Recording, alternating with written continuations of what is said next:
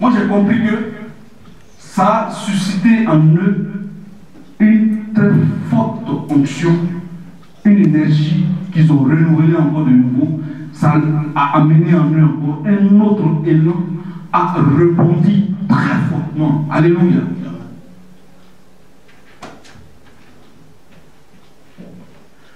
Et avec la multitude de ceux qui crurent en lui, mais étaient d'un même cœur et d'une même âme. Et c'est sur la parole multitude que je voulais spéculer ce matin. Alléluia. Lorsque la Bible nous parle de la multitude, la Bible veut nous amener à comprendre que il s'agit de quelque chose qu'on ne peut pas compter. Alléluia. Le thème multitude est le thème qui apparaît plusieurs fois dans l'Ancien Testament.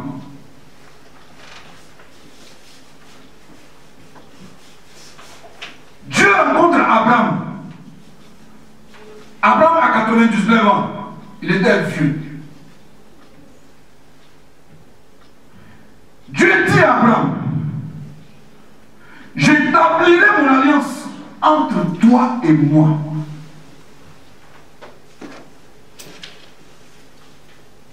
Je multiplierai à l'infini ta postérité.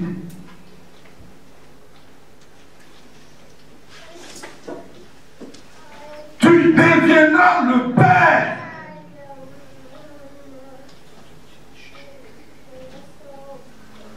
de la multitude d'une nation. Alléluia. Dieu dit à Abraham, on ne t'appellera plus Abraham, mais on t'appellera Abraham. Alléluia. Je te rends père d'une multitude de nations. Alléluia.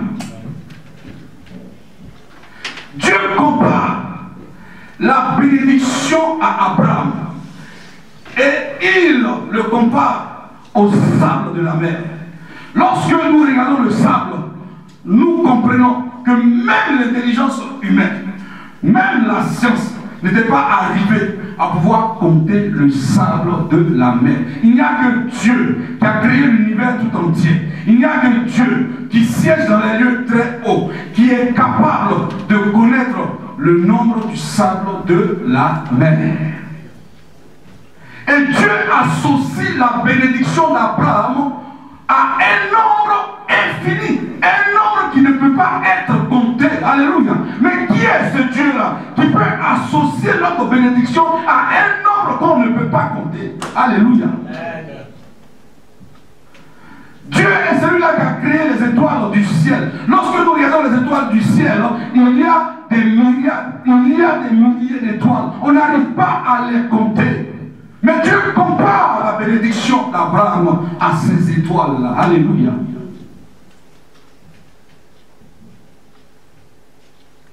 Et lorsqu'on parle de la multitude, on pense tout de suite à un peuple. Lorsqu'on parle de la multitude, on pense tout de suite à une nation. Et de quelle nation il s'agit? Il ne s'agit pas de n'importe quelle nation, mais il s'agit du peuple de Dieu. Alléluia.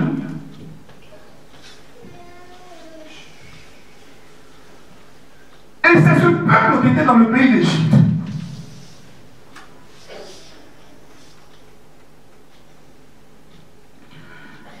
La Bible dit que après la mort de Joseph et de tous ses frères, selon le livre d'Exode chapitre 1, après la mort de Joseph et de tous ses frères et de toute cette génération,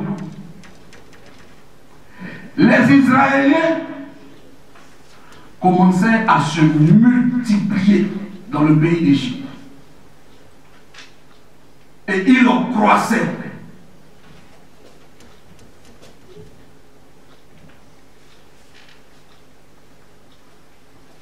Donc après la mort de Joseph, de tous ses frères et de toute la génération qui était avec Joseph, avec dit les Israéliens qui étaient là, ont commencé à se multiplier. Il y a eu dans le pays d'Égypte un nouveau roi, un nouveau pharaon que Joseph n'a point connu. Et cet homme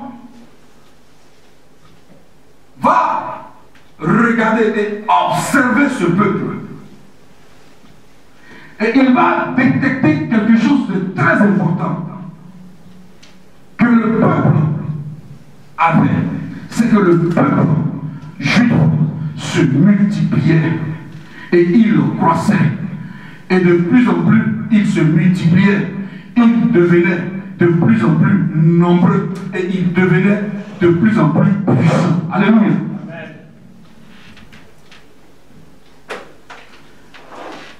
Il a regardé et a observé. Alléluia. Cet homme n'a pas regardé le peuple juif, mais il a observé. Il a compris qu'il y a anomalie pour lui. Alléluia.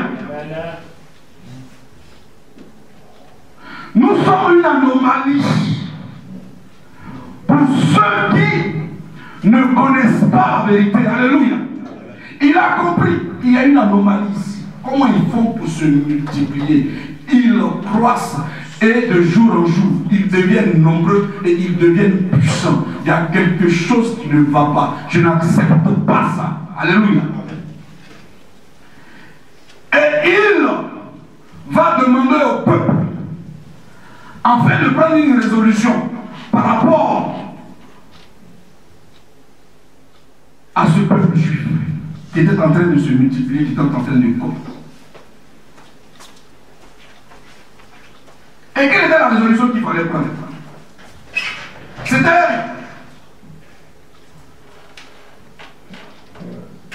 de les amener à travailler rudement. Alléluia.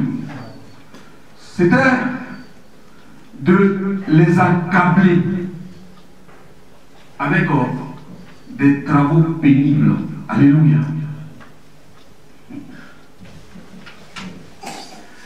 Mais la Bible dit, leur projet, c'était même de les envoyer à bâtir la ville de Python et la ville de Ramsès. Alléluia. Qui allait servir de magasin au pharaon.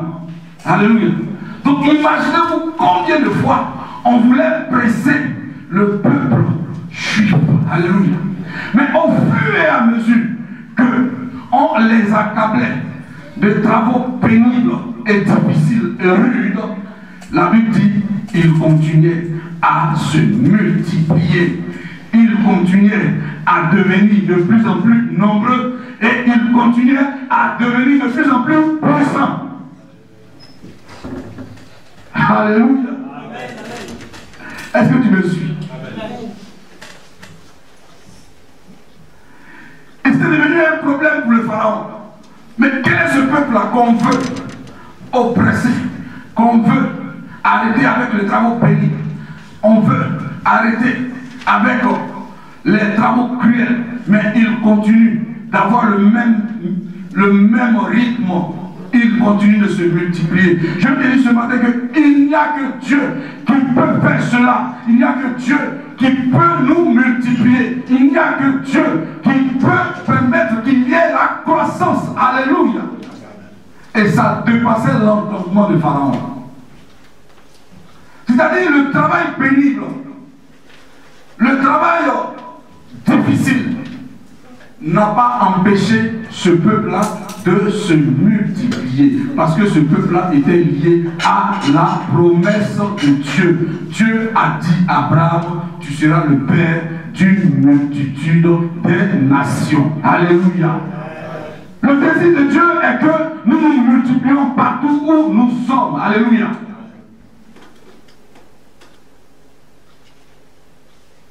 Et nous avons reçu quelque chose venant d'Abraham. Alléluia. Selon Galates au chapitre 3, verset 29, je crois. Si on lit ça rapidement, c'est l'un des premiers versets que je ne veux pas que ça nous échappe. La Bible dit quoi?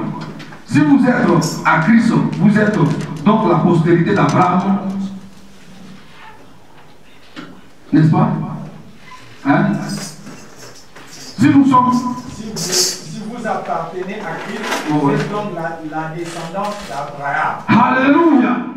Qui est conformément à la promesse. Donc nous sommes liés à une promesse. Les apôtres que vous voyez qui avaient marché avec Jésus, Jésus lui-même est lié à la promesse. Parce que selon la généalogie de Jésus, la Bible dit Jésus, descendant d'Abraham et fils de David. Alléluia. Amen. Et cette promesse va se rebondir dans la vie des disciples. Alléluia. Et la Bible parle de la multitude de ceux qui ont cru. La pensée de Dieu pour son peuple, partout où nous nous trouvions, partout où nous sommes, partout où nous foulons les pieds. Je vais te dire quelque chose ce matin qui est très important. Partout où nous nous mettons les pieds, il y a une promesse qui est liée à la multiplication. Est-ce qu'on comprend cela? Amen. Il y a une promesse qui est liée à la multiplication, à la croissance, à la puissance. Alléluia. Le diable sait. Et les démons savent cette promesse. Alléluia.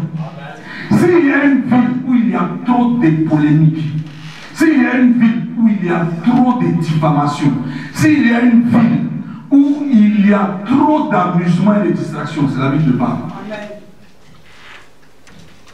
Nous sommes liés à une promesse, bien aimée dans le Seigneur. Et la promesse que nous avons est la multiplication. Est-ce que tu sais que toi seul, tu peux amener un nombre complètement qui excédera de celui dans lequel nous nous trouvions? Personne ne dit Amen. Quand on traite comme ça de ces gens de sujets, personne ne dit Amen. Est-ce que tu sais que toi seul, tu peux apporter un nombre qui va excéder même le nombre de ceux qui sont dans cette vie? Toi seul. Toi seul. Est-ce que tu comprends cela? Amen. Amen. Parce que tu es lié à la promesse. Cette promesse de se multiplier. Cette promesse de croître. Cette promesse de la puissance de Dieu. Alléluia. Tu es lié à cette promesse. Donc partout où nous sommes, il y a déjà quelque chose qui doit se passer. Si vous voyez aujourd'hui des assemblées qui sont au nombre de 1000, qui sont au nombre de 2000, qui sont au nombre de 1700, qui sont au nombre de 700, qui sont au nombre de 500, c'est parce qu'ils sont liés à la promesse. Alléluia. Alors si on est dans un endroit et qu'on ne sent pas que on se multiplie, le problème vient de nous-mêmes. Alléluia. Dieu nous utilise comme des instruments. Vous savez, les disciples n'ont pas enfermé cette grâce. Ils sont allés dehors et ils ont commencé à apporter l'évangile. Et Dieu a accompagné le travail qu'ils ont fait.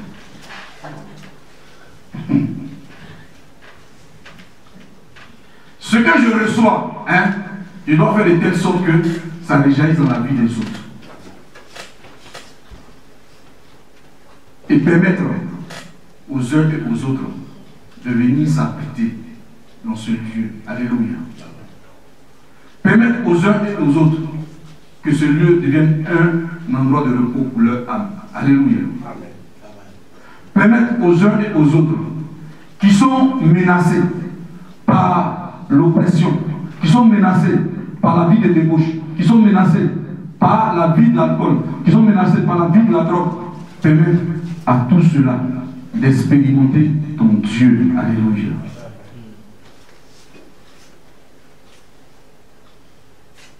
Ainsi, nous rentrerons dans la pensée de Dieu. Ainsi nous rentrerons dans la vision de Dieu. Ainsi nous rentrerons dans la promesse que Dieu a faite à Abraham. Alléluia.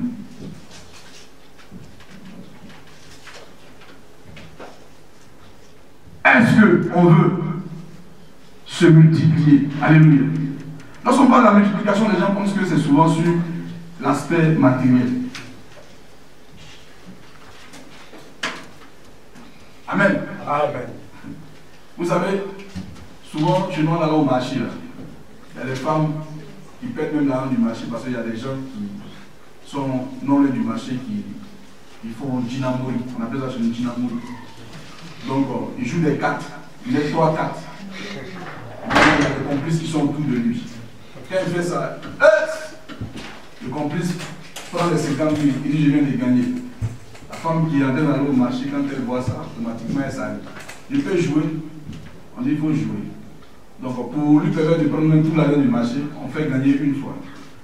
Et puis la deuxième fois, on prend tout son argent. Donc, elle n'ira plus acheter la nourriture pour venir préparer. Quelle sera sa réponse lorsqu'elle arrivera à la maison, lorsque le mari lui demandera, on ne mange pas dans cette maison? Alléluia. Amen. Si c'est sur l'aspect matériel et qu'on dit qu'il y a un endroit où on va multiplier les billets d'argent, alors là, c'est très très facile. Donc tu vas trouver des gens qui vont déjà à partir de 2 h du matin faire le rang. C'est-à-dire il est là avec sa mallette. On dit il y a une maison qui est ici, une fois que tu rentres, tu reçois une mallette. Alléluia. Mais ce qui est compliqué pour l'homme, c'est que c'est ce qui est spirituel là qui envoie ce qui est matériel. Alléluia. Sinon Dieu n'avait pas dit chercher premièrement le règne des cieux et sa justice. Alléluia. Et toute autre chose allait suivre. Et ça c'est beaucoup compliqué pour nous parce que on voit la chose spirituelle comme une corvée. Alléluia. Les Israélites ont commencé à travailler parce qu'ils étaient soumis à cette corvée-là, à des travaux pénibles, difficiles, compliqués. Mais ça ne les a pas empêchés de croître. Donc je veux te dire ce matin que rien ne peut t'empêcher.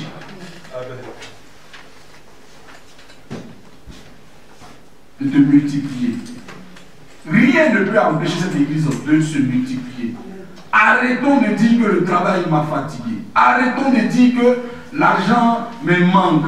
Arrêtons même de prêcher ces nouvelles. La seule nouvelle que nous devons apporter, c'est la bonne nouvelle. Alléluia. Et lorsqu'on parle de la bonne nouvelle veut tout simplement dire transmettre Jésus. Alléluia. Et s'il y a un travail que ces hommes ont fait, c'était de transmettre Jésus. Alléluia. Nous devons seulement penser à transmettre Jésus et nous verrons la suite se réaliser. Ce n'est pas mon problème. Mon problème c'est de transmettre Jésus. Le reste, Dieu s'en occupera. Alléluia. Mais je dois le faire bien. Alléluia. Arrêtons d'annoncer de mauvaises nouvelles aux uns et aux autres. Mais essayons de faire un effort pour transmettre Jésus. Partout où nous nous trouvions, tu peux trouver quelqu'un à l'improviste sur ton passage, quelque part, dans un bus, dans un hôpital, partout, dans un centre commercial. Même si vous allez vous rencontrer, même si la causerie ne va pas sur Jésus, mais avant que vous ne puissiez vous séparer, transmets quelque chose de Jésus à la personne. Alléluia. Arrêtez de recevoir les mauvaises nouvelles et arrêtez de préparer vos oreilles également à recevoir des mauvaises nouvelles. Alléluia. Cherchez plutôt à transmettre l'évangile. Voilà pourquoi ils ont dit, Seigneur, donne-nous de prêcher ta parole avec hardiesse. Et que dans la suite des temps, on voit le miracle se réaliser. Parce que ce n'est pas à notre nom que nous faisons ça, mais c'est au nom de Jésus. Alléluia. Amen. Avec la multitude de ceux qui ont cru, mettez leurs pieds ensemble. J'aurai encore un peu de temps, hein, je profite pour finir le reste.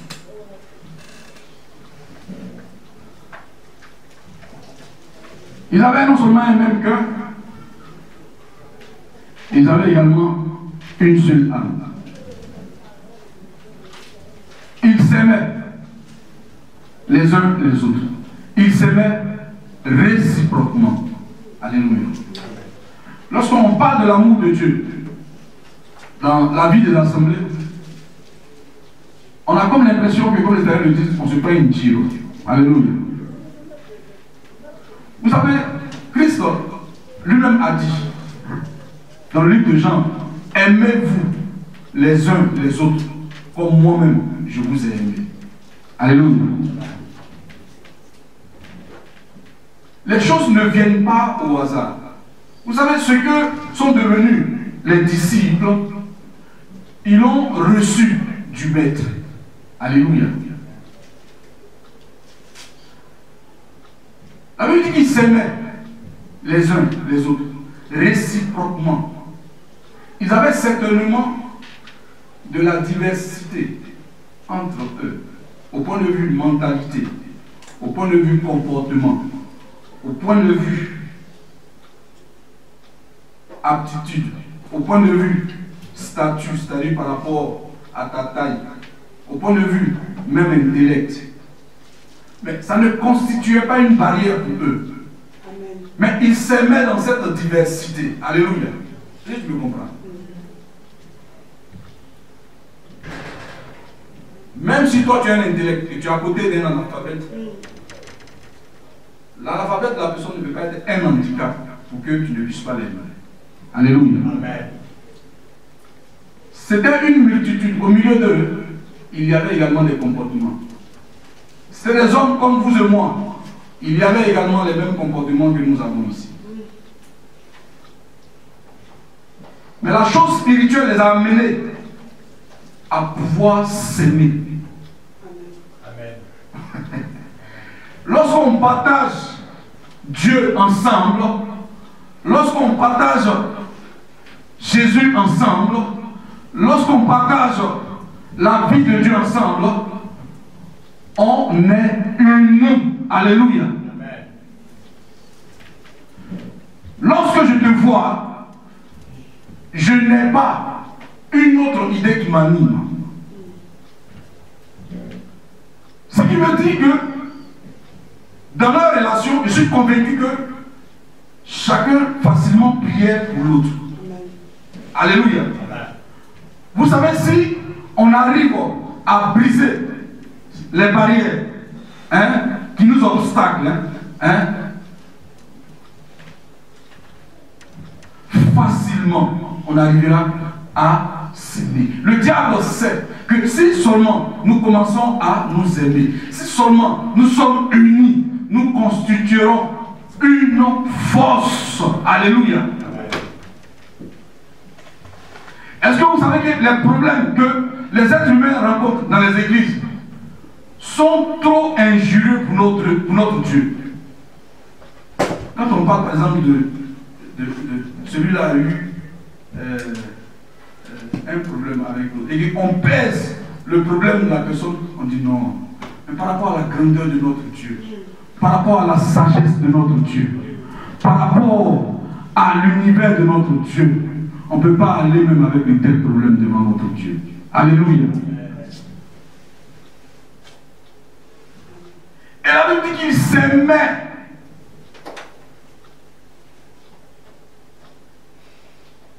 L'amour est un des plus grands commandements. La Bible dit tu peux prophétiser, tu peux faire tout. Mais si tu n'aimes pas ton frère, tu serais en train de faire du bruit comme un tonneau vide qui roule. Alléluia. Mais le terme amour est devenu beaucoup complexe. Lorsqu'on parle de l'amour dans les églises, c'est comme si chacun doit faire un effort pour dire oui, bon, j'y suis, bon, d'accord, on fera un effort pour voir ce qu'on peut faire. L'amour nous amène à poser des actes qui vont au-delà des choses que jamais quelqu'un dans le monde arrivera à vous le faire. Alléluia. Mais c'est parce que nous avons Dieu. Voilà pourquoi le caractère de Dieu en nous nous amène, nous propulse, nous amène à expérimenter son amour. Alléluia. Donc à cause de l'amour qui est dans notre relation avec Dieu, nous devenons également des porteurs d'amour partout où nous nous trouvions. Alléluia. Là où il y a la division, lorsque tu te présentes, il y a la paix qui s'installe. Alléluia. Parce que tu vois les choses diversement. Alléluia. Est-ce que tu me comprends? Là où il y a les inimitiés, lorsque tu arrives là, tu installes une certaine paix. Alléluia.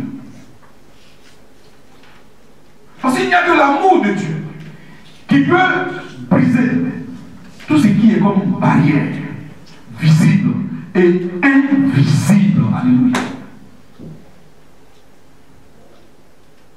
Voilà pourquoi, aussi longtemps nous servons Dieu, nous cherchons Dieu, nous prions Dieu, nous le recherchons.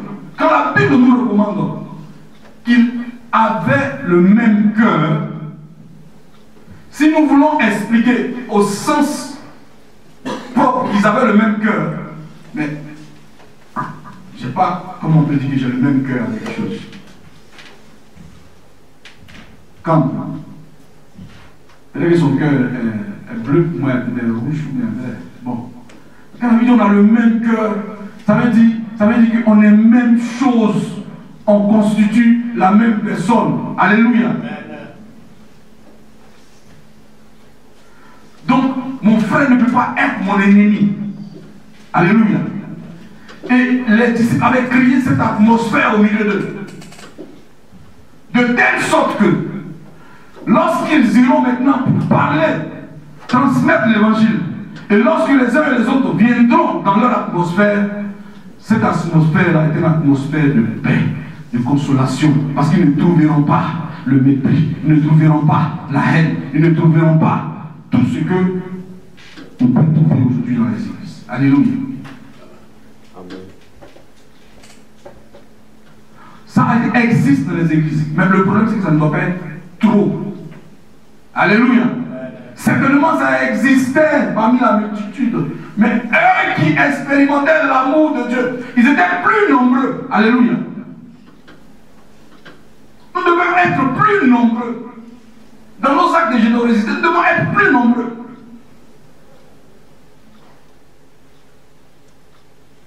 On doit commencer à aimer Dieu et après quoi, Dieu mettra l'amour des uns et des autres dans notre cœur. Alléluia.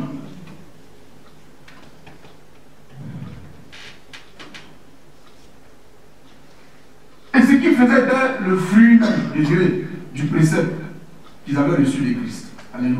De l'évangile. Se répandait dans leur vie et communiquer ça aux autres. Et c'est ce que nous avons reçu également. Voilà pourquoi nous sommes appelés à communiquer cela également dans la vie des uns et des autres. Vous savez, le témoignage seulement fait que les gens peuvent nous suivre pour venir à l'église. Le seul témoignage que nous avons. Ce matin, il y a un frère qui est venu nous trouver, je l'ai fait parler avec le pasteur. Mais quand j'allais avec lui, il n'arrêtait pas de me dire, ah, je parle avec le pasteur, vraiment. C'était un homme vraiment bien. Hein. Il m'a parlé vraiment, ça a vraiment calmé mon cœur. Alléluia. Tu vois, c'est de tels témoignages qu'on veut entendre. Alléluia. On veut être un témoignage pour les autres.